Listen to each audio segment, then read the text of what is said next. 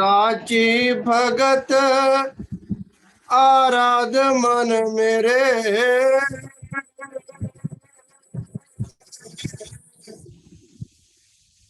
हर के चरण में सुख घनेरे।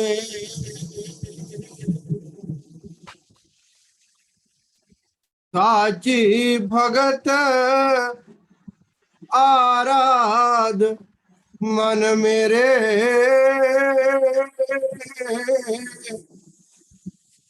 हर के चरण में सुख घनेरे।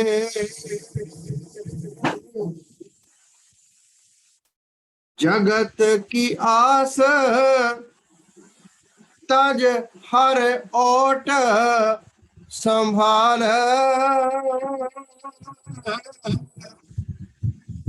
सरजनहार सोनित रछपाल।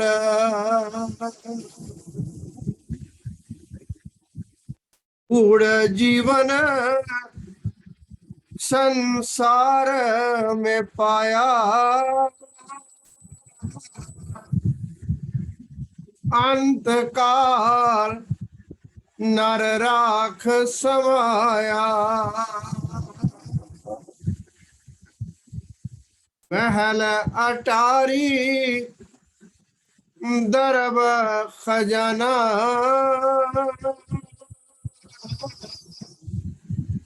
सबको छाड़ के चले अंत निमाना।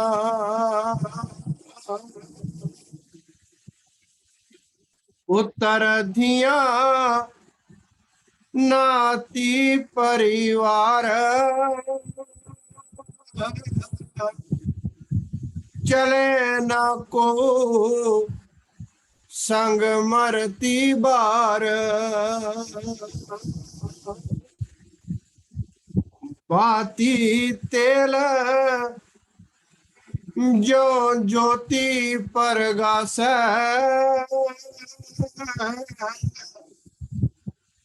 तेल निखुटा ज्योति विनाश।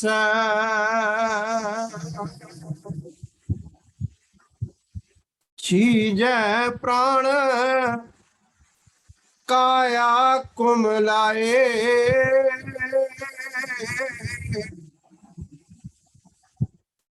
भयो निमणा जाए भस्म समाए।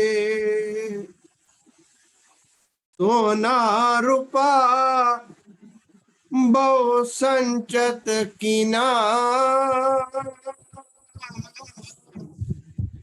भयो बेगाना जब काल ग्रस लीना।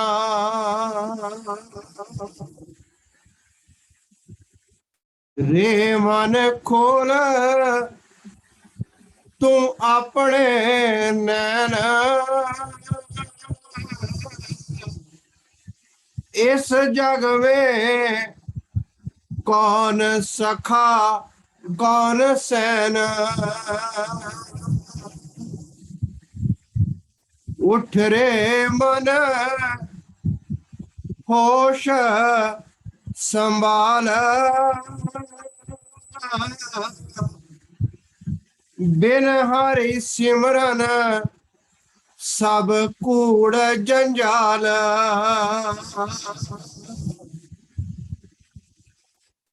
कहाँ से नर आया कहाँ तू जाए, विच मुसाफत क्यों भरमाए। रख मन विचार कर नित्य आनंद स्वरूप, मंगत बिन हरि भगत के सब जग बिख का रूप। मूर्ख मन विचार कर नित्य आनंद स्वरूप मंगत बिन हरि भगत के सब जग बिख का रूप ओम ब्रह्म सत्य सर्वाधार।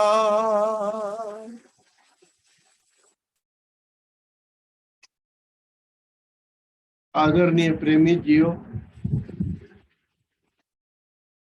महाराज जी का एक सत उपदेश है।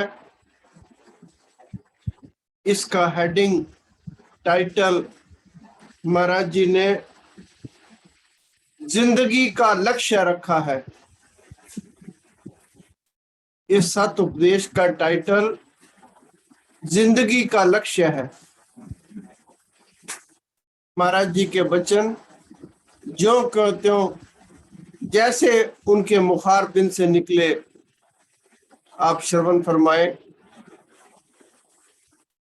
इस मानुष जिंदगी यानी जीवन यात्रा का मिशन क्या है?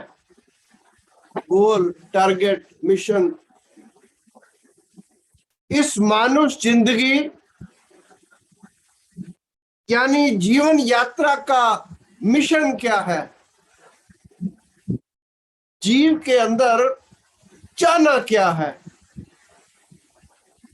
मानुष ने जब से होश संभाला है ये दुनिया की चहल पहल देख रहा है, संसार में ताल्लुकात देखता है, अंदर से शरीर सुख की कायमी चाहता है। पहले महाराज जी ने जो प्रश्न किए हमारी जिज्ञासा के लिए, उनके आगे साइन ऑफ इंटरोगेशन लगाया, क्वेश्चन मार्क लगाया।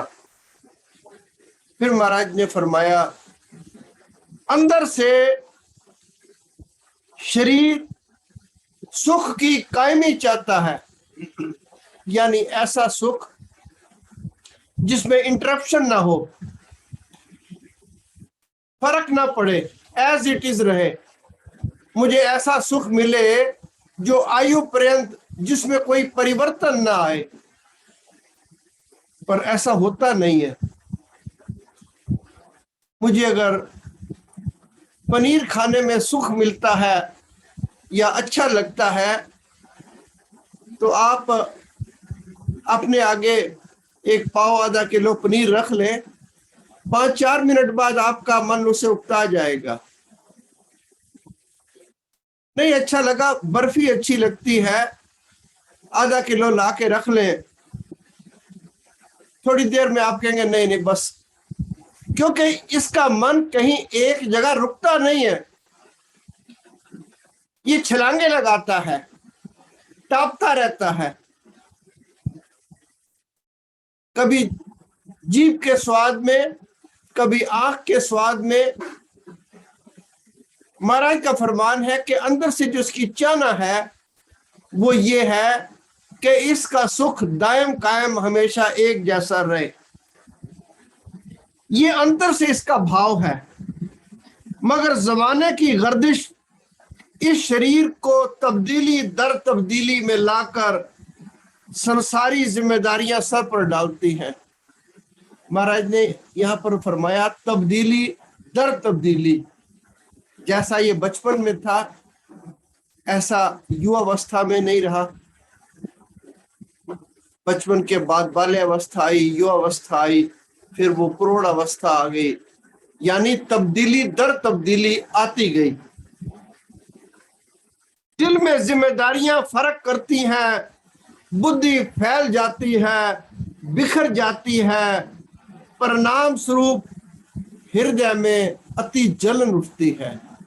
क्योंकि ये जब चेंजेस आती हैं तो सारी चेंजेस इसके मन मुआफिक नहीं होती, कुदरते कामला के हुक्म से अनुसार होती है। तो जब चेंजेस आती हैं तो इसके मन में जो इसके मन मुआफिक चीज नहीं होती वो इसको दर्द या दुख दे जाती है। दिल की तकलीफ का मारा दिन रात के शुगल में ये धारण करता है, मगर बेबस हो जाता है। कहता है कि दुनिया कुछ नहीं, सिर्फ उम्मीद है कि जो कुछ बन रहा है मुमकिन है उसमें से कुछ निकल जाए। महाराज फरमान करते हैं, जिंदगी जो चली गई, जो बीत गई, उसका तजुर्बा इसे हासिल हो जाता है। इसके जीवन के में अनुभव में ये बात आ जाती है कि अभी तक कुछ निकला नहीं है, लेकिन फिर भी ये सोचता है कि मैं कुछ और करूं, शायद इसमें से कुछ निकल आए। दिल की तकलीफ का मारा रात दिन ये नाना प्रकार के साधन धारण करता है, बेबस हो जाता है। कहता भी है कि दुनिया में कुछ नहीं, सिर्फ उम्मीद है कि जो कुछ बना रहा हूं मुमकिन है उससे कुछ निकल जावे। लेकिन जब शरीर खत्म हुआ, ना उम्मीद हो गया। क्योंकि महाराज जी का एक वचन एक जगह पर है कि शरीर के अंत के समय इसे पता चलता है कि जैसी दुनिया इसने समझी थी ये ऐसी नहीं निकली। जिस परिवार के लिए ये बड़े जतन से हर चीज बनाता है, जब प्रौढ़ावस्था के बाद वृद्ध अवस्था आती है तो इसे पता चलता है कि इसकी औलाद जो है इसके एहसान फरामोश कर देती है, फिर इसके अंदर चोट पड़ती है। महाराज फरमान करते हैं, जब शरीर खत्म हुआ ये नाउमीद हो गया। जैसे जलता पैदा हुआ था, जलता जलता ही खत्म हो गया। दिल को इत्मीनान यानी तसल्ली नहीं मिली। महापुरुषों ने तहकीकात की, खोज की, क्योंकि अनुसंधान बड़ी चीज है और ये अनुसंधान करना ही जीवन का परम लक्ष्य है। महापुरुषों ने तहकीकात की, समझाया कि जीव शरीर रूपी जंतर में कैद है। क्योंकि मेरा मुगालता ये है कि हर वक्त मेरा शरीर, इसको सुख है, इसको दुख है, इसको कोई तकलीफ है। महाराज कहते हैं जब ये शरीर खत्म हो जाएगा तब भी दुख तुझे फिर भी होगा। इस शरीर में नहीं होगा, किसी और में होगा। यानी दुख इस शरीर को नहीं हो रहा है, इसके अंदर जो जीव है उसको हो रहा है। महापुरुषों ने तहकीकात की, समझाया जीव शरीर रूपी जंतर में कैद है, कर्म की सजा इसे मिल रही है। ये दुखी और सुखी हो रहा है। शरीर के खत्म होने पर भी इसके सुख और दुख खत्म नहीं होते, बल्कि झगड़ा बढ़ता जाता है। बढ़ते बढ़ते ये दूसरा जन्म ले लेता है। जीव एक लम्हा भी कर्म रहित नहीं हो सकता। जन्म मरण के चक्कर में प्रवीण रहता है, पल भर के लिए भी इससे इलादा नहीं हो सकता। क्योंकि जब महाराज ने फरमान कर दिया कि जीव शरीर की कैद में है, तो एक लम्हा के लिए भी इस कैद से इसे छुटकारा नहीं है। इस चक्कर के मुताबिक महापुरुषों ने दो नुक्ते दरियाफ्त किए, दो लाइन ऑफ एक्शन सत्पुरुषों ने बताई। क्या? एक लागर्ज फेल यानी निष्काम कर्म, और दूसरा अलगर्ज फेल यानी स्वार्थ कर्म। सत्पुरुषों ने बताया कि ये दो रास्ते इख्तियार कर सकता है। ये चाहे तो निष्काम कर्म का, परमार्थ का रास्ता इख्तियार कर सकता है, और अगर ये चाहे तो ये स्वार्थ का रास्ता इख्तियार कर सकता है। अब दोनों के नफा नुकसान महाराज बता रहे हैं। स्वार्थ कर्म रूह को तंग करते हैं, स्याह करते हैं, बंधन में डालते हैं। अब एक ही लाइन में महाराज ने बता दिया, स्वार्थ कर्म रूह को तंग करते हैं, स्याह करते हैं, बंधन में डालते हैं। इसके उल्ट लागरज कर्म यानी निष्काम कर्म रूह को आजाद करते हैं। अगर फर्ज में डटे रहोगे रूह खुश होगी। अगर फर्ज में डटे रहोगे रूह खुश होगी। जब फर्ज को छोड़ दोगे जिल्लत उठाओगे।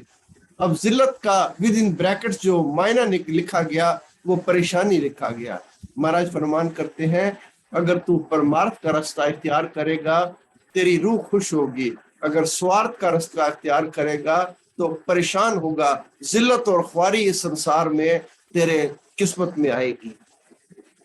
जब फर्ज को छोड़ दोगे, परेशानी उठाओगे, फर्ज को समझने वाले झुके।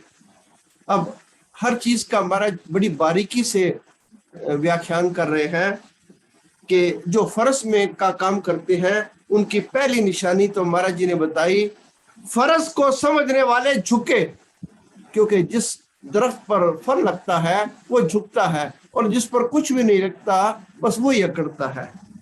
गरज में फंसे हुए पशुओं की तरह पैदा हुए और मर गए। लागरज कर्म करने वाले के मन में खौफ पैदा होता है, यानी जो निष्काम कर्म करते हैं, सेवा करते हैं, परमार्थ करते हैं, उनके अंदर महाराज फरमान करते हैं कि खौफ यानी भय पैदा होता है।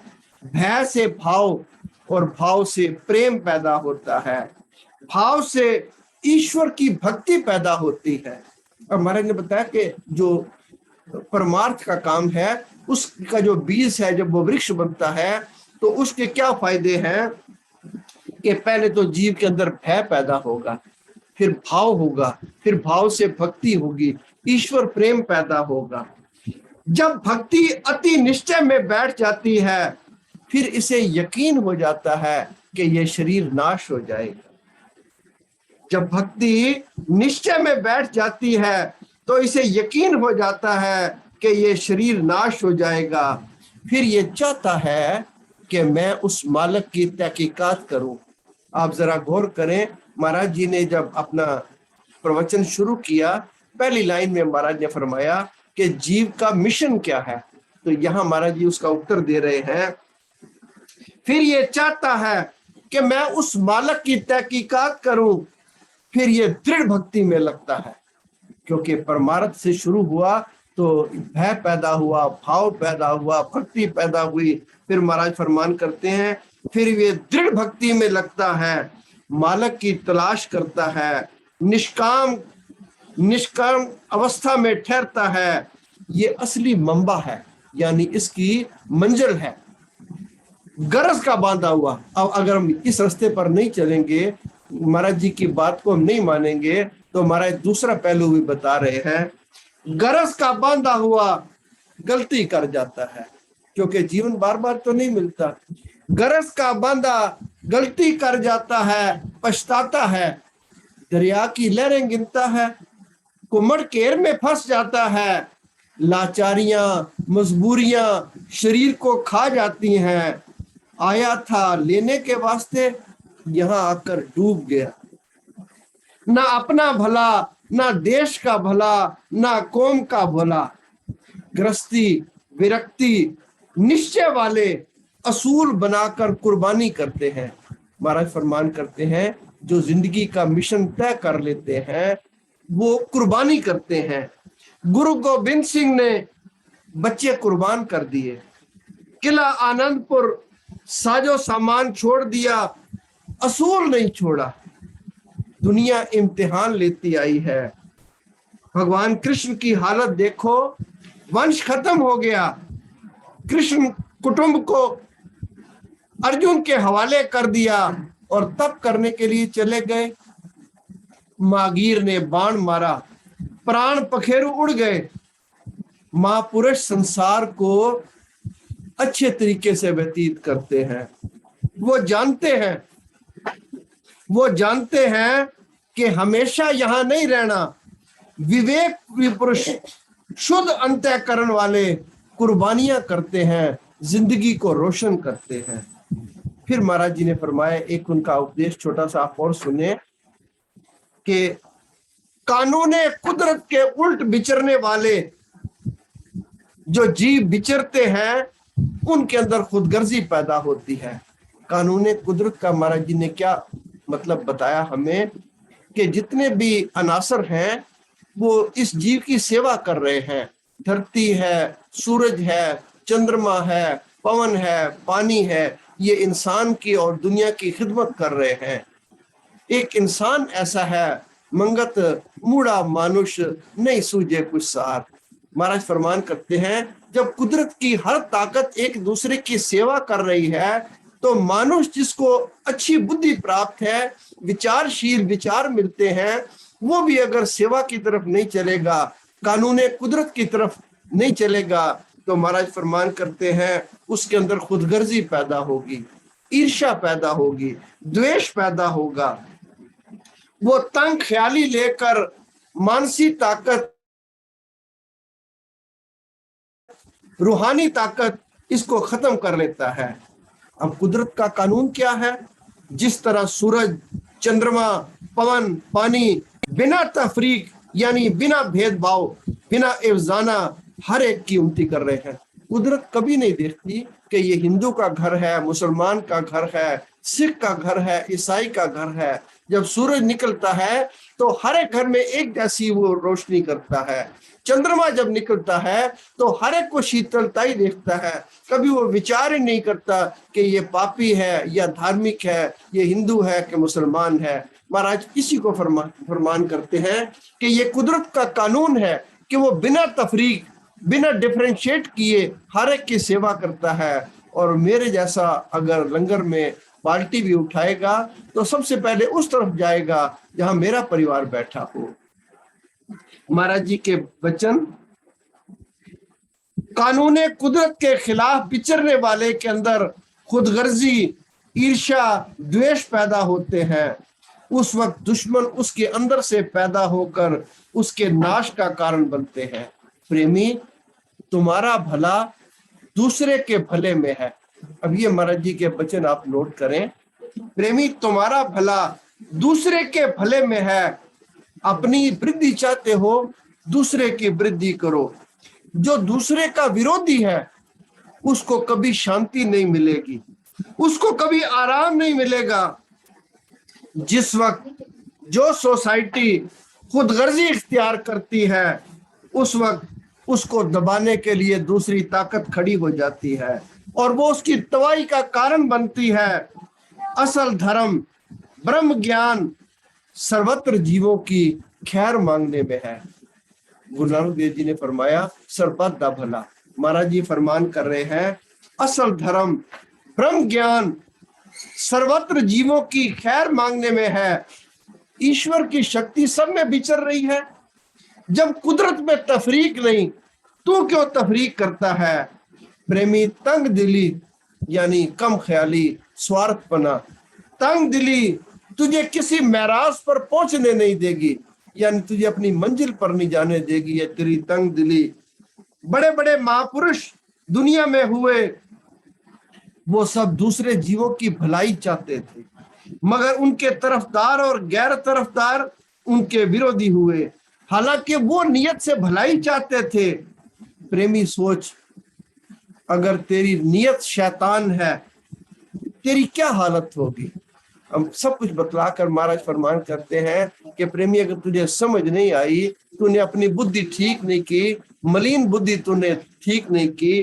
प्रेमी, अगर तेरी नियत शैतान है, सोच तेरी क्या हालत होगी। प्रेमी, तू अपनी तबाही का कारण बनेगा। अब महाराज जी ने ऐसे शब्द बड़े कम इस्तेमाल किए हैं। प्रेमी, तू सोच, अगर तेरी नियत शैतान है तो तेरी सोच क्या होगी? तू अपनी तबाही का कारण बनेगा। समय समाप्ति की ओर है। एक दो वचन है मेरे सामने।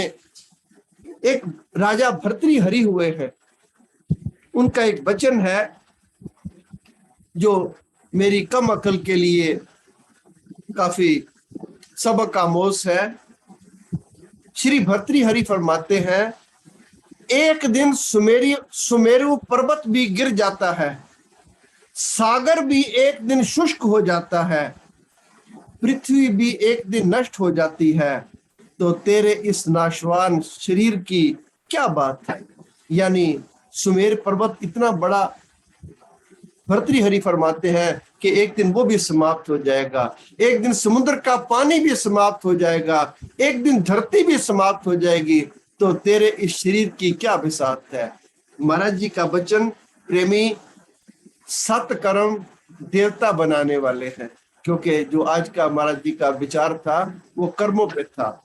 सत्कर्म देवता बनाने वाले हैं, मलिन कर्म इंसान को राक्षस बनाने वाले हैं। इसलिए हर घड़ी हर लम्हा सत्कर्म को धारण करना चाहिए। ओम ब्रह्म सत्यम सर्वम।